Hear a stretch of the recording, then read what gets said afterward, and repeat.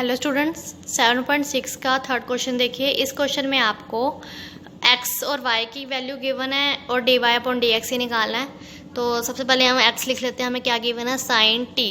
अब x का जो फंक्शन है वो किसके रिस्पेक्ट में दिया हुआ है? t के। तो हम डेरिवेटिव भी t के रिस्पेक्ट में करेंगे।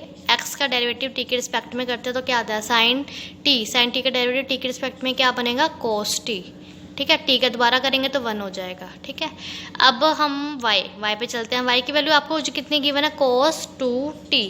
अब हम dy अपॉन dx लिख लेते हैं। dy अपॉन dx कितना है? सॉरी, x नहीं, t के रिस्पेक्ट में कर रहे हैं ना, तो t के रिस्पेक्ट में ही आएगा।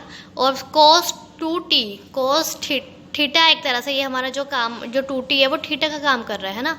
तो cos 2t का डेरिवेटिव t के रिस्पेक्ट में करना है तो क्या आएगा? माइनस के साइन 2t। और उसके बाद दोबारा डी बाई डी टी किसका? 2t का। थीटा का दोबारा डेरिवेटिव करते हैं ना, तो इस थीटा का दोबारा करेंगे हम t के रिस्पेक्ट में। तो यहाँ पर लिख लेते हैं हम, क्या आएगा? माइनस के साइन 2t इंटू टी का डेरिवेटिव t के रिस्पेक्ट में करेंगे तो क्या आएगा? t का तो डेरिवेटिव यहाँ पर 1 बन जाएगा, तो अकेला कौन बचा? 2। तो हम इसको लिख सकते हैं 2 माइनस के 2 साइन 2t। ये आपके पास dy अपॉन dt आ गया। अब हम चलते हैं, जो हमें निकालना है, हमें क्या निकालना है? dy upon dx।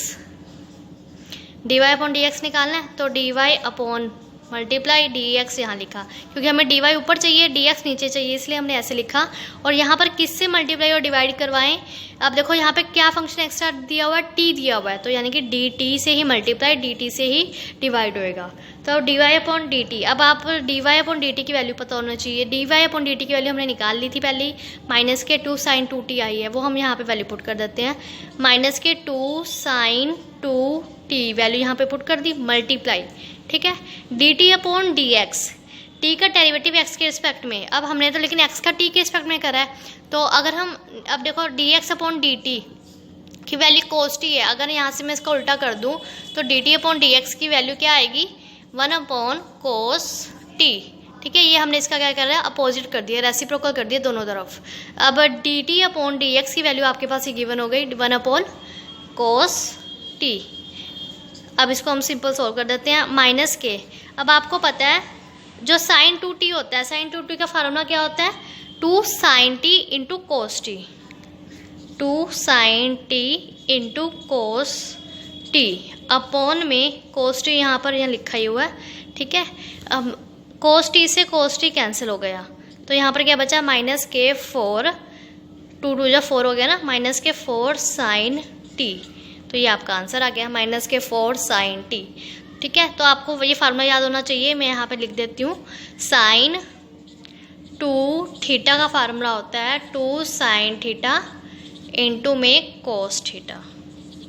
ठीक है, ये आपका ये फार्मूला है साइन 2 थीटा का।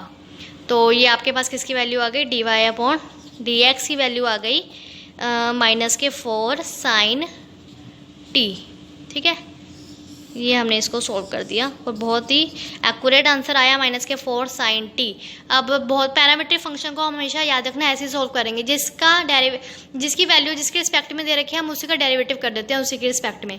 x का फंक्शन t के रिस्पेक्ट में दिया हुआ, t की फॉर्म में, तो हम डेरिवेटिव भी t की फॉर्म में। y किसकी फॉर्म में दिया हुआ? t की, तो हम y का डेरिवेटिव भी t के रिस्पेक्ट में कर देते हैं। लेकिन हमें निकालना dy अपॉन dx है ना, तो x से अब dy को यहाँ रखा क्योंकि ऊपर चाहिए था, dx नीचे है तो इसको नीचे रखा। dt, अब इसमें सब में एक्स्ट्रा क्या है? t वर्ड एक्स्ट्रा आ रहा था, तो हमने dt से ही मल्टीप्लाई dt से ही डिवाइड करवाया। ठीक है, मल्टीप्लाई डिवाइड कराने के बाद हमने इनकी जो वैल्यूज ऊपर निकाली थी वो वैल्यू बस पुट करी है, फार्मूला लगाया। फार्मूला लगाने के बाद डायरेक्ट आंसर हमारा dy अपॉन dx आ गया, माइनस के 4 साइन t। आई होप आपको ये क्वेश्चन समझ में आया होगा। अगर आपको मेरी ये वीडियो अच्छी लगे प्लीज़ मेरे चैनल को सब्सक्राइब करें और मेरी वीडियो को लाइक करें एंड शेयर करें। Thank you.